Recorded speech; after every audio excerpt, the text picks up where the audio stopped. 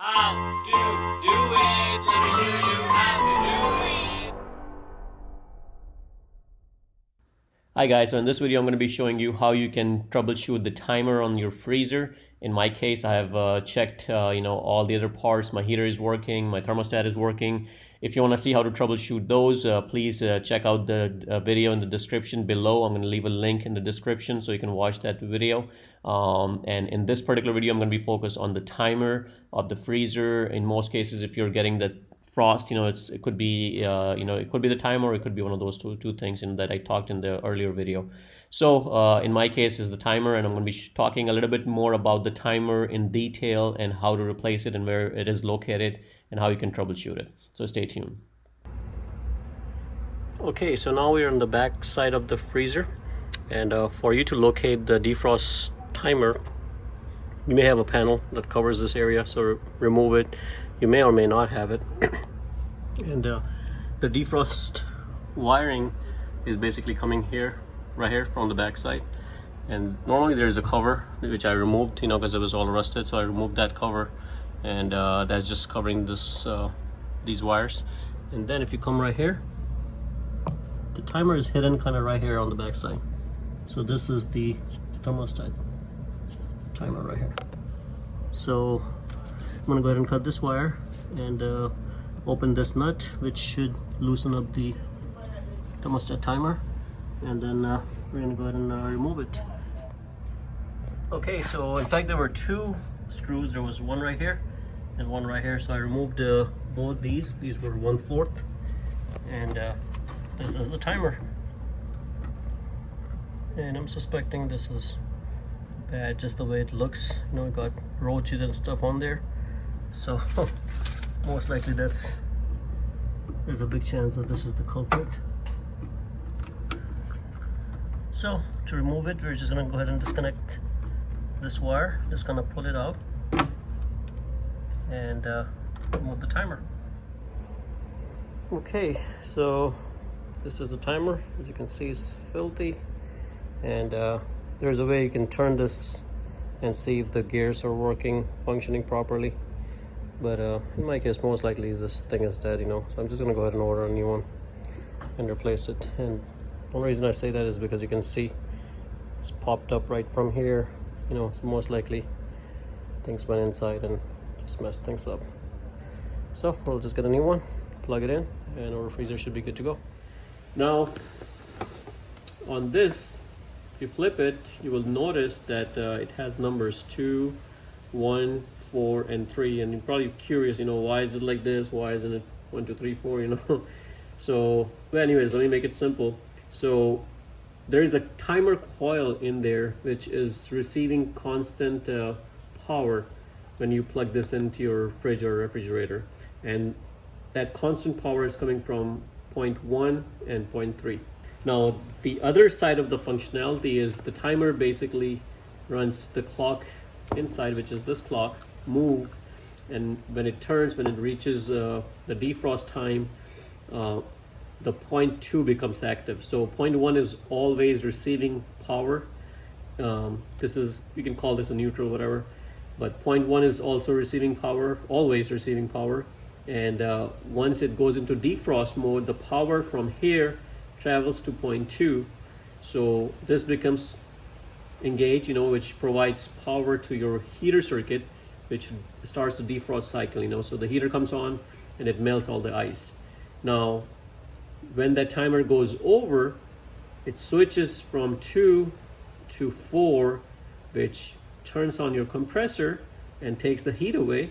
So the power from 2 goes away, and the power from number 1 goes to point 4.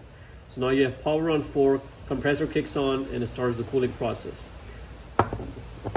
In this case, it says 12 hour. So this is a 12-hour timer, so for 12 hours the cooling will kick on, the compressor starts cooling, and there is a temperature sensor inside the fridge that controls that, right? So it's temperature monitor. So anything lower than, for example, in this particular case, I know mine is a 15-degree thermostat, so After 15 degrees, it goes open circuit and kills the power to the compressor, which stops the cooling. Now it doesn't have to go on defrost mode every time the compressor stops. So the defrost is every 12 hours, it will go into defrost mode, and that's how basically it works, So let's go ahead and see if the functionality between 2, 1, and 4 is working. So what we'll do is we'll connect this to number 1, and one of these should have connectivity. So right now, see, it's at number 4. So right now you can say the timer is not in defrost cycle, but it's in compressor on cycle, you can call it. And to get into defrost mode, what I'm going to do is I'm going to turn this clockwise. I'm going to wait for this one click. This is a very prominent click.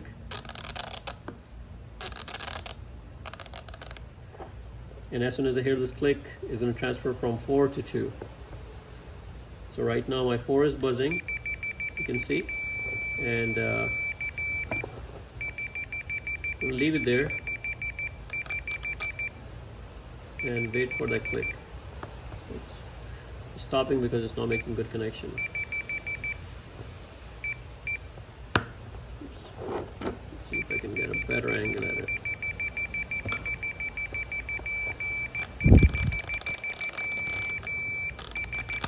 There you go. See, so as soon you hear that click, now number 4 doesn't have anything, and number 2 should. There you go. So now it's in defrost. So when you hear that click, it brought power from 1 to 2, and if I keep turning, it's gonna switch again over to 4, and this is a very short time. There you go. So you can see now it's back to number 4.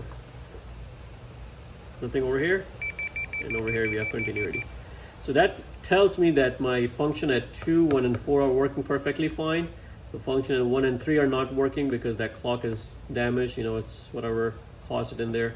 Now you can see how filthy this is. There were some roaches and stuff walking around, so I'm suspecting they did something, or it can go bad as well. So even though this is a sealed one, so we're gonna go ahead and open it, and then we'll see what's inside.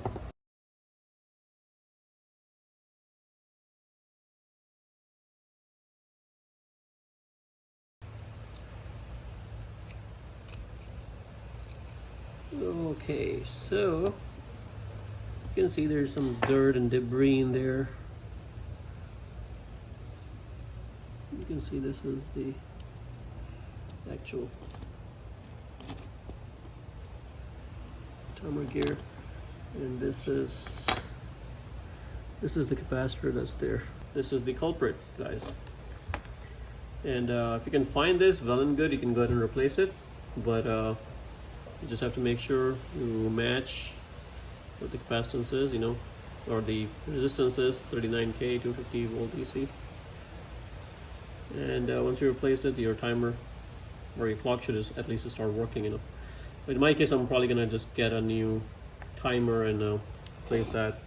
I've already placed an order. Just wanted to show this, open it up and show it to you guys, what's inside this, and if there's a way to fix it. And definitely, so even if you fix it, you want to make sure you clean this thing very well, because as you can see, it's pretty filthy from inside. So okay, so this is my new timer, and I installed it. Just to make sure you install it the right way.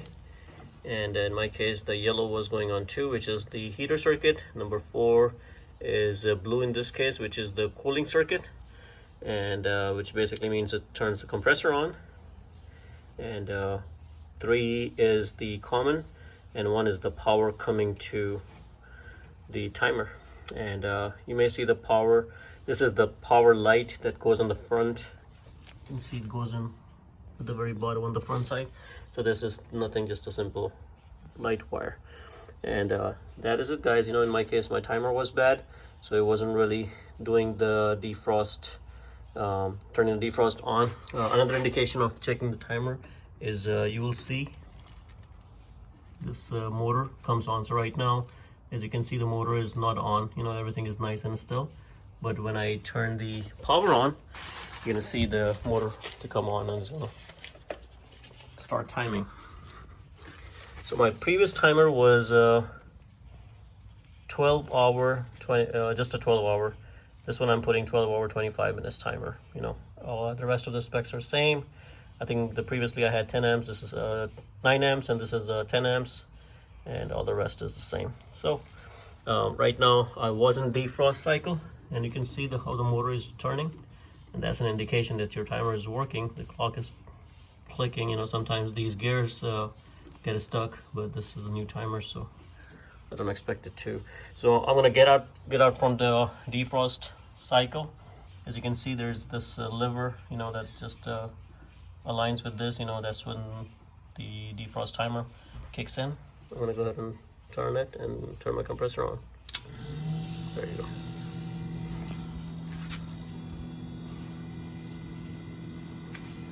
And that's it. That fixed the issue.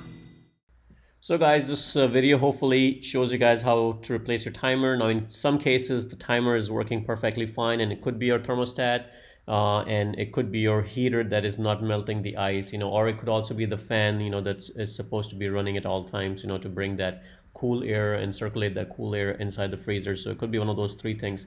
So if it's not your timer and it could be one of those three things, you know, I'm going to leave a link in the description below for a video that I did on how to troubleshoot the heater and also your thermostat. So click in the link in description below, and hopefully you guys like the video. Please subscribe to my channel and like the video. Thank you.